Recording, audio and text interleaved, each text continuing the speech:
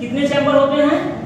दो चैम्बर होते हैं, दो कोष्ठ होते हैं मछली में, ठीक है ना। देखो पहले ऊपर वाले चैम्बर का क्या नाम है? अलिंद। क्या नाम है? अलिंद। नीचे वाले चैम्बर का निलय। इसको क्या कहते हैं? इंग्लिश में क्या कहते हैं? आर्टियम।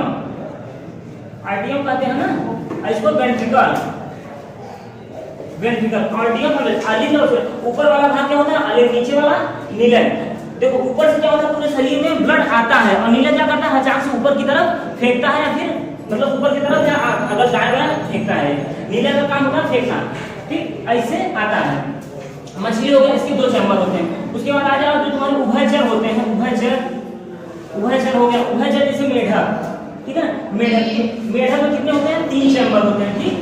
ये 3 चैम्बर होते हैं। इसमें एक अलिंद हो गया, इधर भी अलिंद होता है और नीचे निलय होता है, ठीक है ना। तो ये कौन सा अलिंद हो जाएगा? ये दायां अलिंद, ये बायां अलिंद, नीचे निलय होता है, ठीक। हाँ, निलय इसमें एक ही होता है। और सांप में भी 3 ही होते हैं। मेढक हो गया, सांप हो गया, ठीक, सांप, ठीक। अब आ जाओ स्तनधारी में। स्तनधारी से मैमल्स भी कहते हैं, मैमल्स, ठीक है। इसमें होते हैं 4 चैम्बर। कितने होते हैं? 4 चैम्बर, ठीक। आगे हम देखते हैं। और जो मच्छियां होती है उसमें भी 4 चैम्बर होते हैं, ठीक। अब स्तनधारी, अब हम लोग देखो, हम लोग सिलेबस में जिसमें दिया गया है मानव में रुधिर परसेंटेज दिया गया है, ये सब नहीं दिया गया है, लेकिन बस जानकारी के लिए रख लो कितने चैम्बर होते हैं। तो अब हम लोग पढ़ेंगे मानव में रुधिर परसेंटेज तक।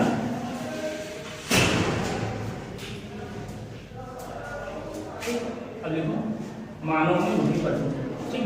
अब इसका देखो बाहरी मैकेनिज्म हम लोग समझ लेते हैं, फिर इसका हम आंतरिक संरचना बनाएंगे, ठीक। बाहरी संरचना समझ लेते हैं कि मानव में रुधिर परसेंटेज में कौन कौन से होते हैं। सबसे पहले सीधा पहले ये देख लो। सबसे पहले होता है मान लो हार्ट हो गया, ठीक, हृदय हो गया, ठीक। अब हृदय से जो होता है, जो ब्लड होता है कहाँ पे जाता है? महाधमनी में, ठीक। कहाँ जाता है? महाधमनी में, महाधमनी। उसके बाद धमनी में, अभी बताते हैं कैसे। उसके बाद किसमें जाता है? छोटी धमनी में जाता है, छोटी धमनी। उसके बाद छोटी धमनी के बाद आता है केशिका। कोशिका नहीं होता है, केशिका होता है। कोशिका थोड़ा सेल होता है, ठीक है ना। और केशिका कैपिलरिटी होता है, जो छोटी छोटी कोशिकाओं से मिलकर बना होता है मेरे शरीर का, वो कोशिका। हाँ, केशिका। उसके बाद केशिका में आता है, देखो जैसे अभी ब्लड हो गया, जैसे पूरे अब हार्ट हो गया मेरा, ठीक है। हार्ट से क्या हुआ? ब्लड पूरे शरीर में गया, देखो सब। अब हर जगह तो जो नस है अंदरवा है, तो क्या होगा? अब ऐसा तो नहीं है कि हर जगह बराबर होगा, कहीं पे मोटा होगा, कहीं पे पतला होगा, कहीं पे एकदम और पतला होगा। उसी तरह से ये भी है, ठीक। देखो महाधमनी, धमनी, छोटी धमनी। उसके बाद केशिका में गया, फिर जैसे अब गया यहाँ अंत तक, ठीक है। अब यहाँ तो आगे कुछ है नहीं, चला जाएगा। अब यहाँ से क्या होता है? केशिका। फिर ये केशिका क्या करता है? ये वापस करता है, किसके द्वारा? ये छोटी, जैसे यहाँ ऊपर है छोटी धमनी, यहाँ पे क्या लिखोगे? छोटी शिरा।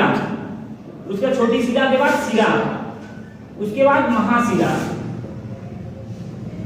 उसके बाद महाशिरा बाद फिर दोबारा किसमें चला आता है? हार्ट में चला आता है। अच्छा, इधर धमनी में क्या होता है? धमनी में हमारे शुद्ध रक्त बहता है, धमनी में शुद्ध, और उसके बाद शिरा में अशुद्ध। तो ऐसा कोई शुद्ध रक्त है तो इसका मतलब ये नहीं है कि अब उसमें कचरा वचरा मिल गया है तो अशुद्ध हो गया, ऐसा नहीं। शुद्ध मतलब है कि उसमें ऑक्सीजन के साथ बहता है, किसके साथ? ऑक्सीजन के साथ। और उसका शिरा में जिंदा है, उसमें कार्बन डाइऑक्साइड मिल जाता है, ठीक। कार्बन डाइऑक्साइड जाकर उसके बाद हार्ट में जाता है। इतना समझ में आया कि नहीं आया? नहीं आया। हार्ट से महाधमनी का, धमनी, छोटी धमनी, केशिका, छोटी शिरा, शिरा, महाशिरा, ठीक। अब ये हो गया, इसका आगे तक कहानी चलो लिख लेना। अब उसमें से लिख देंगे, फिर से लिख देंगे, समझ लो। उसको थोड़ा 2 लाइन छोड़ के लिख लो, हम फिर से लिख पाएंगे। अब देखो उसके बाद हम लोग हार्ट का क्या पढ़ते हैं? हार्ट का जो मैकेनिज्म है देखते हैं कैसे होता है, ठीक है। अब हम लोग ऐसे मामले से बना लेते हैं हार्ट, ठीक। बड़ा सा ऐसे हार्ट बना लीजिए, ये बना लीजिए। हार्ट में कितने चैम्बर होते हैं? 4 चैम्बर होते हैं। फिर आकार ऐसे नहीं होता है हार्ट का, ठीक है ना। ऐसे समझ लो, हमारे जो हृदय का जो आकार होता है वो मुट्ठी के आकार का होता है, ठीक है। जैसे मुट्ठी होती है, मुट्ठी के आकार का होता है। ऐसे होता नहीं, बाकी बनाने के लिए कोई भी आके बना लेता है ऐसे ही, ठीक। ऐसे इसमें हमारे हृदय में कितने चैम्बर होते हैं? 4 चैम्बर होते हैं, ठीक। अब देखो 4 चैम्बर होते हैं, 4 चैम्बर जो देखो सबसे पहले देखो इधर कौन सा होता है? ये दायां होता है, इधर क्या होता है? बायां होता है। इधर राइट होता है, इधर लेफ्ट होता है, ठीक है ना। तो अब देखो सबसे पहले ये पूरा ब्लैक बोर्ड मान लो पूरा शरीर है, पूरा शरीर है, इसको मान लो, ठीक। पूरा शरीर। अब पूरे शरीर से पहले ब्लड आता है, किसमें आता है? सिरा। सिरा के तो यहाँ महाशिरा होता है, सिरा को महाशिरा के बाद किसमें आता है? ये दायां अलिंद में, ठीक है ना, दायां अलिंद में आता है, ठीक, दायां अलिंद में आता है। उसके बाद दाएं अलिंद के बाद किसमें यहाँ पे लगा होता है? कौन सा? त्रिवलनीय कपाट ना, त्रिवलनीय कपाट, ट्राइकस्पिड बॉल भी कहते हैं इसको, ठीक, tricuspid ball, tricuspid ball, tricuspid ball.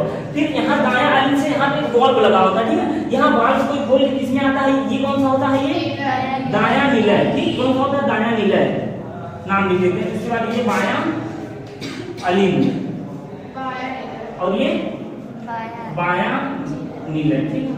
अब देखो, अब दायां निलय में आया, क्या आया? पूरा जितना ब्लड है दायां निलय। अब देखो दाएं निलय में आया, ठीक, किसमें? अब उसके बाद ये देखो, फिर जब इसमें ब्लड आता है तेजी से आता है तो ये खुलता है, फिर उसके बाद फिर बंद भी हो जाता है, ठीक, पता नहीं खुला रहेगा, ठहरा के पूरा इसी में चला जाएगा ब्लड, ठीक। तो दायां निलय में आया। अब दाएं निलय के बाद फिर यहाँ से ब्लड देखो किसके थ्रू, अब यहाँ से जाता है किसमें? फेफड़े में जाता है। मान लो यहाँ पे फेफड़ा, फेफड़ा फिलहाल इसके नीचे अंदर ही होता है, लेकिन हम अभी बाहर बना देते हैं। फेफड़ा, फेफड़ा में जाता है। अच्छा, फेफड़े में किसके द्वारा जाता है? ये तो शिरा के द्वारा आया है। यहाँ किसके द्वारा जाता है? फेफड़े में, जो फेफड़े में जब ब्लड जाता है तो किसके द्वारा जाता है? कौन सी नस रहती है? ये होता है इसमें कौन सा? फुफ्फुस धमनी होती है। अभी हम सब बताएंगे फुफ्फुस धमनी, ठीक है। देखो वैसे तो धमनी में क्या होता है? शुद्ध रक्त बहता है, और शिरा में क्या होता है? अशुद्ध रक्त बहता है। लेकिन जो फुफ्फुस धमनी होती है, ये 5 किलोमीटर फुफ्फुस धमनी में अशुद्ध रक्त बहता है। क्या होता है? अशुद्ध। तो जब अभी तो अशुद्ध ही रक्त आ रहा है शिरा से, इधर देखो, इधर समझो, समझ नहीं पाओ, बाद में क्या अपना भी देखना, तुम बतिया वो रह जा, देखो, ठीक है। फुफ्फुस धमनी, फुफ्फुस धमनी किसमें गया? फेफड़ा में गया, ठीक, फेफड़ा में गया। अब फेफड़ा काम क्या करता है? फेफड़ा अभी पढ़ाएंगे, इसके बाद फेफड़ा पढ़ा देंगे। तो फेफड़ा का काम क्या करता है? ये इसमें शुद्ध करता है। शुद्ध मतलब ऐसा थोड़ी है कि उसमें से जो कुछ मिला हुआ है उसमें क्या करता है कि ऑक्सीजन को मिला देता है। क्या करता है उसमें? ऑक्सीजन को कैसे मिलाता है? एल्कोहलिक होती है लास्ट में, तो एल्कोहलिक से हीमोग्लोबिन चिपक जाता है, तो आगे बताते हैं। तो फेफड़े में क्या होता है? रक्त क्या होता है? शुद्ध हो जाता है, उसमें ऑक्सीजन मिल जाता है। फिर उसके बाद जब इसमें फेफड़ा हो जाता है, फिर उसके बाद जाता है किसमें? बाएं अलिंद में ब्लड जाता है। हाँ, किसमें? उसके बाद ये किसमें जाता है? हाँ, ये होता है, ये तो शुद्ध रक्त है ना। हाँ, तो बाएं अलिंद में आएगा ना, तो ये होगा फुफ्फुस। हाँ, ये होगा फुफ्फुस कहो या पल्मोनरी कहो, दोनों सही है। फुफ्फुस शिरा। अच्छा, फुफ्फुस शिरा में शुद्ध रक्त बहता है, ध्यान देना। अब फेफड़े से शुद्ध रक्त किसमें गया? बाएं अलिंद में गया। अब बाएं अलिंद में उसके बाद यहाँ पे बीच में जो होता है द्विवलनीय कपाट लगा होता है, द्विवलनीय कपाट, ठीक है ना। इसमें वो ट्राई था, जिसमें डाई तब शिफ्ट हो जाएगा, दो ठो है, dicuspid ball, dicuspid ball, ठीक है। अब देखो बाएं अलिंद से, ठीक है ना, बाएं अलिंद से किसमें? अब देखो किसमें जाएगा? बाएं निलय में। किसमें जाएगा? बाएं निलय में। अच्छा, ये बताओ अब काहे इसमें आया? यहीं से सीधे नहीं करते, क्योंकि देखो जो नीचे वाला जो नीले का काम होता है, नीले का काम होता है ढकेलना, पंप करने का काम होता है नीले का, और जो एब्जॉर्ब करने का काम होता है वो अलिंद का काम होता है, ठीक है ना। तो इसीलिए ये नहीं कर पाएगा। अच्छा, अब फेफड़ा, इसको क्यों किया? फेफड़ा सीधा कर देता है, अच्छा चलो हम शुद्ध कर दिए हैं, अब चलो शरीर में चले जाओ, लेकिन नहीं, क्योंकि फेफड़े के पास वो ताकत नहीं है कि पंप कर सके, ठीक है ना। तो हमारे हृदय का काम होता है पंप करना, और भी हृदय में जो नीचे वाला जो नीला होता है उसका होता है। तो इसमें बाएं अलिंद के बाद इसमें बाएं नीले में आया। जब बाएं नीले में आया उसके बाद बाएं नीले में आया, बाएं नीले से तुम्हारा फिर उसके बाद जाता है किसमें? पूरे शरीर में जाता है ये। हाँ, शरीर में किसके द्वारा? धमनी के द्वारा जाता है। किसके द्वारा जाता है? धमनी के द्वारा जाता है पूरे शरीर में। फिर शरीर, ठीक, फिर शरीर में पूरी जब अंत तक चला जाएगा, पूरा एकदम से अंत तक, तो केशिका रहेगी, केशिका, फिर केशिका क्या करेगी? वापस उसमें कार्बन डाइऑक्साइड मिलकर फिर दोबारा किसमें? इसमें दाएं अलिंद में आ जाता है। ये चक्र क्या होता है? ये चलता रहता है, नहीं समझ में आया? बस हो गया, ऐसे नहीं समझ, ऐसे समझ, ठीक है। अब ये हम है, ठीक है ना, ये हृदय है, ठीक है, ये हृदय है क्या, ठीक। उसके बाद देखो क्या होता है? सबसे पहले इधर कौन सा होता है? दायां अलिंद होता है, और इधर से बायां। सबसे पहले पूरे शरीर से ब्लड गया, किसमें गया? दायां अलिंद में गया। किसमें गया? दाएं अलिंद में गया। उसके बाद दाएं अलिंद के बाद किसमें गया? दाएं नीला में गया। नीचे क्या? दायां नीला। फिर दायां नीला क्या किया? पंप करके किसके पास भेज दिया? फेफड़े के पास। फेफड़ा अंदर ही फेफड़ा ही है। अच्छा देखो, जो हृदय होता है वो किधर? बाएं की तरफ होता है, लेकिन थोड़ा सा दाएं की तरफ मतलब कि धंसा होता है। जो ईस्टर्न हड्डी होती है किसका? फेफड़ा का, उसी में धंसा होता है, ठीक है। तो देखो ब्लड पूरे शरीर से आया, किसमें गया? किसमें गया, दाएं अलिंद में गया, दाएं अलिंद के बाद फिर उसके बाद बाएं नीला में गया, बाएं नीला के बाद फिर तब फेफड़ा में जाएगा, फेफड़े से उसमें ऑक्सीजन मिलेगा, ऑक्सीजन के बाद फिर किसमें जाएगा, ये है, उसके बाद बाएं अलिंद में, बाएं अलिंद के बाद फिर उसके बाद दाएं, बाएं अलिंद के बाद उसके बाद बाएं नीले में जाएगा, जब बाएं नीले में जाएगा फिर वो पंप करेगा पूरे शरीर में, फिर वो जाएगा घूमेगा टहलेगा अपना, ठीक है, टहल के फिर वापस आएगा, फिर दोबारा किसमें, दाएं अलिंद में, ये चक्कर चलता ही रहता है। ये है बाहरी मैकेनिज्म है, ये समझने के लिए। अब इसकी हम आंतरिक संरचना अभी हम बनाते हैं, तब बताते हैं इसकी आंतरिक संरचना, इसको ऐसे बना लो, बनाना होगा।